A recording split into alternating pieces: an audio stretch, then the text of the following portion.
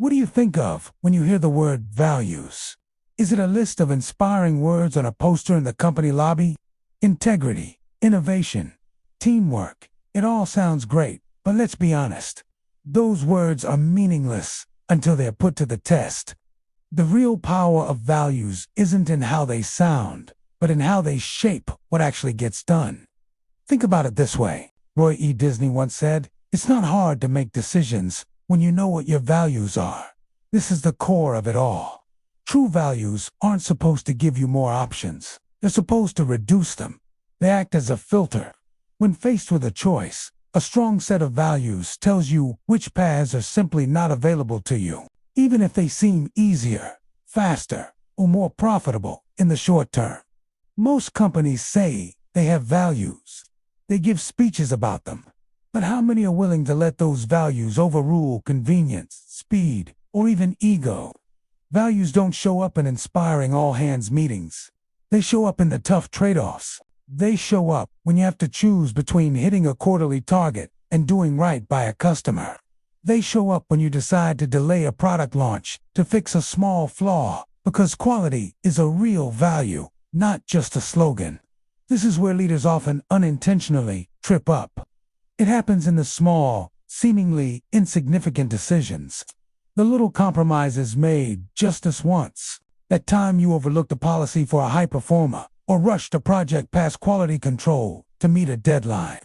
Each one of these small betrayals sends a powerful message to your team. The values are flexible. They're optional when things get tough. As the great Elvis Presley put it, values are like fingerprints. You leave them all over everything you do, every email you send, every meeting you run, every decision you make. You're leaving behind evidence of what you truly value. Your team isn't listening to what you say. They're watching what you do. They see the fingerprints you leave on every single action. This brings us to a critical point about leadership, perfectly captured by Albert Schweitzer. Example is not the main thing. It is the only thing. You cannot enforce a culture of values.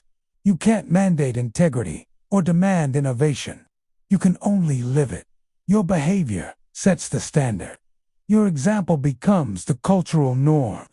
When leaders consistently make decisions that align with the stated values, everyone else follows. When they don't, the poster on the wall becomes a joke. So, how do you make this real in your own organization? It's time for a practical check-in. Don't just talk about values. Examine your decisions. Ask yourself and your team this powerful question. What decision did we make this week that proved our values are real? Think about a specific moment where you chose the harder path because it was the right path. If you can't easily name one, that's a red flag. Next, get brutally honest. Identify one value that is currently being compromised just this once. We all have one. Maybe it's work-life balance, but everyone is expected to answer emails at 10 p.m. Or maybe it's transparency, but key information is being held back from the team. Acknowledging this compromise is the first step toward fixing it. Finally, and this is the most important part for any leader, decide what you must stop doing to restore alignment. Is there a behavior you need to change? A shortcut you need to stop taking?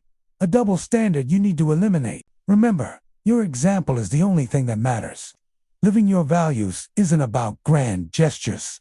It's about the daily discipline of making choices big and small that reflect what you truly stand for. Values only matter when they decide what gets done. They aren't words on a wall. They are the decisions you make every single day. Start making those decisions count.